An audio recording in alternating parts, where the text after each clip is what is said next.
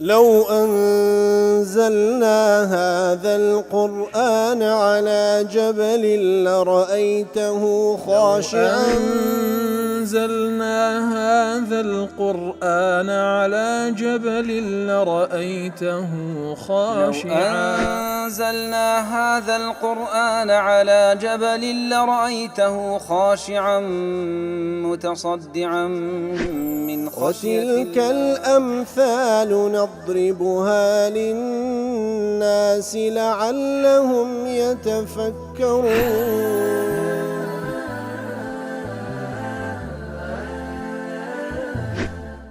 الحمد لله والصلاة والسلام على رسول الله وعلى آله وصحبه ومن والاه.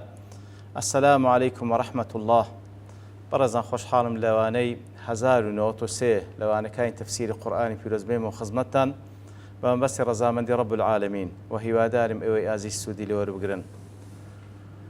أعوذ بالله من الشيطان الرجيم. لقد جاءكم رسول من أنفسكم عزيز عليه ما عنتم حريص عليكم بالمؤمنين رؤوف رحيم. بەڵێ خۆشەویستان، خی گەورە سوبحانە وتەعالە دەفەرمی بەلامی تەوکیدی قەسەمی و بە قەدی تەحقیق پێغەمبەرێکتان لۆ هاتیە لە خودی خۆتان کەوا محەممەد المستەفا صلی الله عليه وسلم عزیز عليه ما عنتم، واتە لەسەرەوی قورسە کاتێکەوە شتێک بێتە سەرنگۆ مەشەقەتتان توش بکە. حەریص عەلەیکم، زۆر حەریسە لەسەر ئەوەی کەوا ئەنگۆ هیدایەت وەربگرن، لەسەر ئەوەی ئەنگۆ خێرتان بێتە پێشێ. بالمؤمنین رؤوف ڕەحیم، زۆر بە بەزەیە و زۆر بە ڕەحمە بەرامبەر بە ئیمانداران. دیارە مناسبەی ئەو ئاتە لەگەڵ ئاتەکەی دواترێ کە خی گەورە دەفەرمێ فەئین تەوەلەو فەقول حەسبی الله. ئیتر مناسبەی کۆتایی هاتنی سوورەتەکە بەو دوو ئاتە وەکو ئیمامی رازی دەڵێ کاتێکەوە خی گەورە سوبحانە وتەعالە فەرمانی بە پێغەمبەر کرد صلی الله عليه وسلم کەوا ئەو سوورەتە تەبلیغی هەموو خەڵکی بکە کە لە ضمنی ئەو سوورەتەی تەکالیفی قورسی تێدایە کەوا کەسانێک پێیان تەحمل ناکرێ إلا كسانك نبي لمن خصه الله تعالى بوجوه التوفيق والكرامة، كوا براس تكاليفي قرسي تدا مگر كسانك خوا توفيق يامك أو تكاليفانا بي هلبستي إتر لختامي أو صورتي لبر أو صورة أو تكاليفانا تدا الإمام راز دليلو لكوتاي أو صورتي بتايبتي أو دو آياتي كوا خوا يقول لكوتاي دكا باز دكا تفرمي ختم السورة بما يوجب سهولة تحمل التكاليف. إتر دفرمي كتكاليف قرص تدال لو دو آتي أخير إخوة سبحانه وتعالى تيمان دقيني كوا أو تكاليف قرصانة آسان لو كسيك كأخوة يقول موفق بك سبحانه وتعالى. أويش لو رجاي وهو أن هذا الرسول منكم أو بيغمبر هل خوتانا عليه الصلاة والسلام فكل ما يحصل له من العز والشرف في الدنيا فهو عائد إليكم. إتر هر عزتك وشرفك وقوريك كخواي قريبا بيغمبر بخشي صلى الله عليه وسلم لا نتيجة دا لبو هموان دا قريتوا. وأيضا فإنه بحال يشق عليه ضرركم، وهروا أو بيغمبر صلى الله عليه وسلم بابلين حال واقع أو بيغمبر صلى الله عليه وسلم أو هايكوا پێی ناخۆشن گو حاڵەتێکتان بەسەردا بێکەوە مەشەقەت لە بۆتان دروست دەکا. وتعظم رغبته في إيصال خير الدنيا والآخرة إليكم، وهروها زۆر رغبەتی لەوەی هەیە خێر دنیا و قیامەتتان بگاتێ. فهو كالطبيب المشفق، ئەو پێغەمبەرە عليه الصلاة والسلام وەکو دکتۆر و پزیشکێکی زۆر بە ڕەحمە لە بۆنگۆ، وەکو بابێکی زۆر بە ڕەحمە لە حەقینگۆ. والطبيب المشفق ربما أقدم على علاجات صعبة يعسر تحملها. زۆر جاران پزیشکێک کەوا هەرچەندە بە ڕەحمە بەرامبەر بە نەخۆشەکەی ناچارە بە هەندێک شێواز عیلاج بکە کەوا لەسەر نەخۆشەکەی قورسە. والأب الرحيم ربما أقدم على تأديبات شاقة. زۆر جاران بابێکی زۆر بە ڕەحمیش بەرامبەر بە منداڵەکەی يعني بشويك بالتأديب بكاك وقرص جدك لسر من ذلك إلا أنه لما عرف أن الطبيب حاذق بەڵام کاتێک کە دەزاندرێ ئەو دکتۆرە لێ و عیلاجان بەکاردێنی زیرە کە دەزانی ئەوە پێویستە وأن الأب مشفق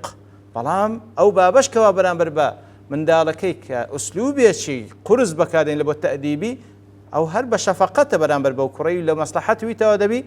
صارت تلك المعالجات المؤلمة متحملة لۆیە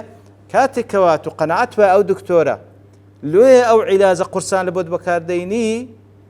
پێویستی بە عملیاتە پێویستی بە ئەوەی با بڵێن جێگایەک ببڕدرێ لە لاشت بەڵام لە نەتیجە دەزانی ئەو دکتۆرە خێری توی دەوێ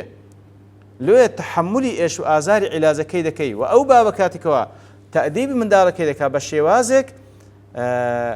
متأکیدی ئەو تەئدیبە ئەگەر قورسیش بۆ لەسەر منداڵەکەی بەڵام لە نەتیجەدا هەر بە چاچیوی تەواو دەبی ئیتر لێرەشدا بە هەمان شێوە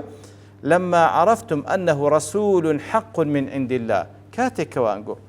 تاك دزان أو كسا محمد المصطفى صلى الله عليه وسلم پیغمبري خوايا سبحانه وتعالى الله تعالى هاتيا فاقبلوا منه هذه التكاليف الشاقة أجا التكاليف الشاقشتان قرسيش بكا لي قبول بكان لتفوزوا بكل خير لبروي تاك بزانن تحمل كردين أو مشقتانا خير شي زوري لدوادا باشان پیغمبر صلی الله علیه وسلم دفرمي لآتي دواتره فإن لم يقبلوها أجر قبول يانك بل أعرضوا عنها وتولوا بشتيان تكردوا آمادانم قبول بكن فاتركهم ولا تلتفت إليهم وهذيان لبنوا أورشان لمدوا وعول على الله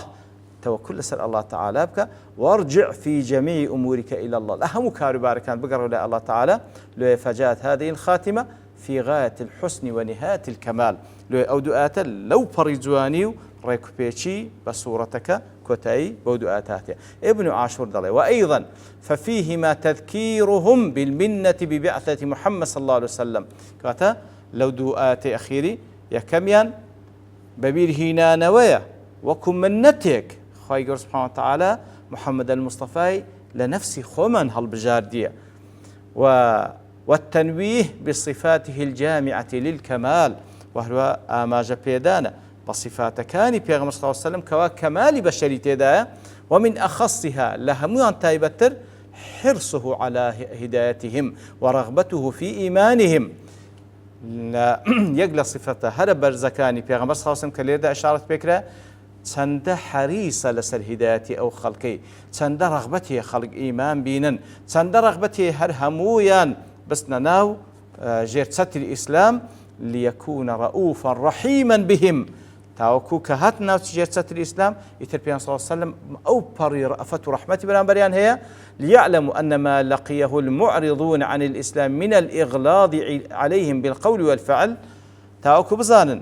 ئەوانەی کەوا لە خارجی دایرەی ئیسلامن کاتێکەوە لە بەرامبەر ئەوان پێغەمبەر فەرمانی پێکرایە توندبی هەم بەکردەوە هەم بە قسەش ما هو إلا استصلاح لحالهم ئەو توندیەش کە پێغەمبەر صلی الله علیه و سلم فەرمانی پێکرایە بەرامبەر بە کەسانشی خارج سەتری ئیسلام بینوێنیتن ئەویش لە بۆ ئیسلاحکردنی ئەوانە وهذا من مظاهر الرحمة التي جعله الله تعالى مقارنة لبعثة الرسول صلى الله عليه وسلم كواتا تندين واندني بيان صلى الله عليه وسلم بفرماني خواه سبحانه وتعالى برامبر بكساني خارجي دائرة الإسلام تنديكش حر البنيازي أو كأوان إصلاح بنو بينو نفسة الإسلام تاوكو بيان صلى الله عليه وسلم رؤوف رحيم بيت كبيان صلى الله عليه وسلم تنهى رأفة رحمتك بالمؤمنين رؤوف رحيم بالمؤمنين رؤوف رحيم لو يدفرمي كاتك واخوي يقول وما أرسلناك إلى رحمة للعالمين بلك بيان صلى بعام لبوهم عالم الرحمة أو تنديشي كخوي يقول فرمان بيكر برامبر بمنافق وبرامبر بكافران لبو إصلاح بنيان وتاوك بين جير ستر الإسلام تاوكو بورأفة رحمتيك وبيان صلى فرمان بيكر برامبر إيمان داران أوانش مشمول بن بورأفة رحمتي والله أعلم بل زاد فهم لقد جاءكم رسول من أنفسكم واتا بالتأكيد وبيقمان الله تعالى بيغمبريش نادي لنفسي خوتان كأيش محمد المصطفى صلى الله عليه وسلم كهموتان ديناسا سيري باشي أو لناوتان كبخوتان ناوتان لنابو الصادق الأمين الصادق الأمين ديناسا لجنس خوتان فخر شانازل أبو همو بشريت كخواي قوري كسيشي لناو أوان هالبجاردية أو شرفو أو قوري بيبخشكوا خی گەورە سوبحانەهو وتەعالە ئەو پەیامە گەورە و کۆتا پەیام و گەورەترین کتابی پێبەخشی کەوا قورئانی پیرۆزە و لە نەتیجەدا ئەوە شەڕەف و گەورەیە لە بۆ هەموو بەشەریەت. عزيز عليه ما عنتم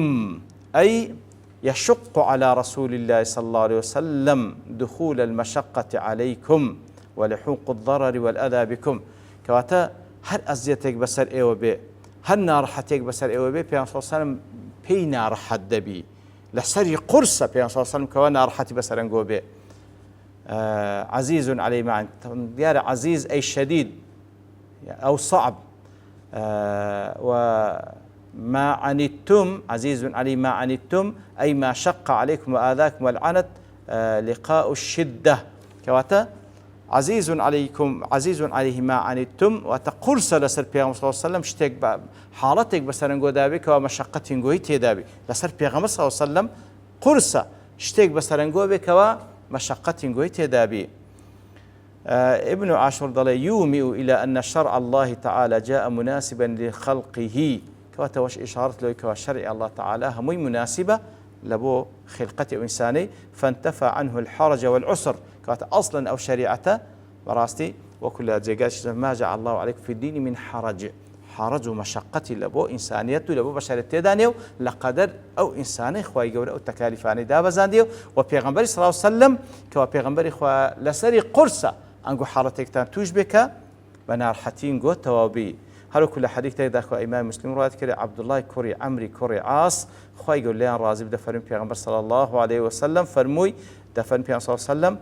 أو آتي خوين دوا كإبراهيم عليه الصلاة والسلام دفرمي ربي إنهن أضللن كثيرا من الناس فمن تبعني فإنه مني ومن عصاني فإنك غفور رحيم. إبراهيم لبو أمتكي دباريتو كخوايا أو بتوصل خەڵکان زۆر پێی گومڕا بووینە خوا ئەوەی ئیتیباعی من بکە ئەوە لە منە هەر کەسێکی سەرپێچی من بکە ئەوە فإنك غفور رحيم إشارة بغفور ورحمة خوای گەورە دەکا کات لە بۆ ئەوانش دەپارێتەوە وقال عيسى عليه السلام إن تعذبهم فإنهم عبادك وإن تغفر لهم فإنك أنت العزيز الحكيم. عيساش عليه الصلاة والسلام بەهەمان شێوە دەفەرمی خوایە إن تعذبهم بەندەکان ئەوانە هەمووی بەندەی تون ئەوەی کەوا سزاشیان دەدەی هەر بەندەی تون ئەگەر لێشیان خۆش بی ئەوە هەر عزیز و حەکیم هەر بەخۆتی یا رب العالمین. ئیتر پێیان سڵ ئەو دوو ئاەتەی دەخوێندەوە و دەستی بڵند کرد و فەرمووی اللهم أمتي أمتي ثم بكى. ئیتر پێیان سڵ ئەو دوعای ئەو دوو پێغەمبەرێ بەڕێزە عەلەیهیم سڵ سەلەم لە ئومەتەکانیان دەکەن ئەوجا پێیان سڵ سەلەمیش دەستی بەرز دەکات و یا ربی خوایە ئومەتی خۆم ئومەتەکەم ئینجا دەگریێ دەپاڕێت لە خوای گەورە دەفەرمی الله عز وجل جبريل دنيري لولاي پیغمبر صلى الله عليه وسلم ئیتر بەخۆشی زاناترەکەوە پێیان سڵ چی دەوێ بەڵام بەبۆی کەوە ئێمە تێبگەینی دەفەرمی بە جبریل فەرمان دەکا لە پێغمبەر بپرسە صلی الله عليه وسلم لەبەر چی دەگریەی ئیتر کاتێک جبریل دێتە لای پێغمبەر صلی الله عليه وسلم پرسیار لێ دەکا پێغمبەر صلی الله عليه وسلم دەفەرمی یا جبریل طبعا پێغمبەر صلی الله عليه وسلم وەڵامی دەداتەوە بۆی کەوا لە بۆ ئومەتەکەی خۆم دەگریم دەپاڕێمەوە خوای گەورە عەزابیان نەدا. پیغمبر صلی الله علیه وسلم کاتێکەوە ئەو وەڵامەی دەنێریتەوە جبریل بە جبریل ئیتر خوای گەورە سبحانه وتعالى عز وجل بە جبریل دەفەرمی مڕۆ لای محمد صلى الله عليه وسلم فقل إنا سنرضيك في أمتك ولا نسوءك. سبحان الله دەفەرمی خوای گەورە سبحانه وتعالى بە جبریل دەفەرمی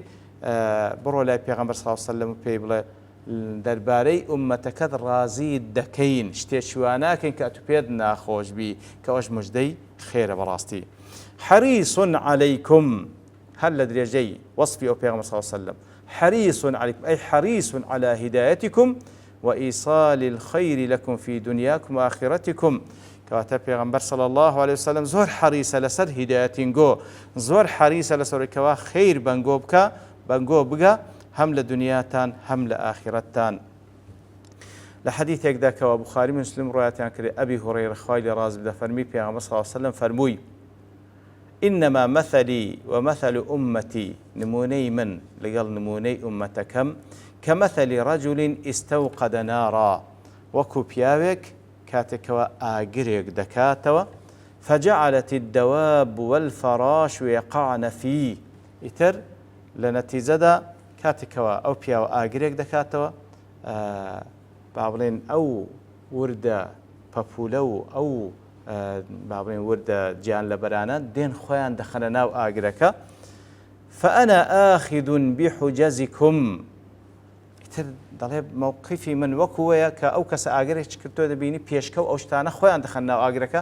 دەڵێ ئیتر ئەمن دێم هاتیمە فأنا آخذ بحجزكم یەخەین گۆم گرتیە خۆتان مێخنە ناو ئاگر وأنتم تقتحمون فيه بەڵام ئەنگۆ هەوڵدەن لە بن دەستیم خۆتان دەربینن خۆتان بخەنە ناو ئاگر کەواتە پێ صلی الله علیه وسلم حريص على هدايتكم حريصە لەسەر هیدایەتتان بداو بتانجێڕیتەوە لەوەی کەوا لە نەتیجەدا خۆتان تووشی ئاگر بکەن بەڵام ئیوا هەیە لەبەردەستی هەوڵ دەدا خۆی دەربینی و خۆی تووشی جەهەنەم بکە خوا پەناماندا وهروها لە صیفەتی پێ صلی الله علیه وسلم وبالمؤمنين رؤوف رحيم أي هو شديد الرقة والرفق والشفقة بالمؤمنين كاتب صلى الله عليه وسلم زور نرمونيانا زور شفقة يبرامبر بإيمان داران شديد الرحمة بهم وهروها أوفر رحمته برامبر بإيمان داران إتر دیارە هێشتا زانایان قسە زیاتر لەسەر ئەو ئاەتە دەکەن لەبەرتەوە بوون کات دەوەستین بە پشتیوانی الله تعالى لەوانەی داهاتوو دێنەوە خزمەتی وصلى الله وسلم على نبينا محمد وعلى آله وصحبه أجمعين وآخر دعوانا أن الحمد لله رب العالمين لو أنزلنا هذا القرآن على جبل لرأيته خاشعا أنزلنا هذا القرآن على جبل لرأيته خاشعا أنزلنا هذا القرآن على جبل لرأيته خاشعا متصدعا من خشية الله وتلك الأمثال نضربها للناس لعلهم يتفكرون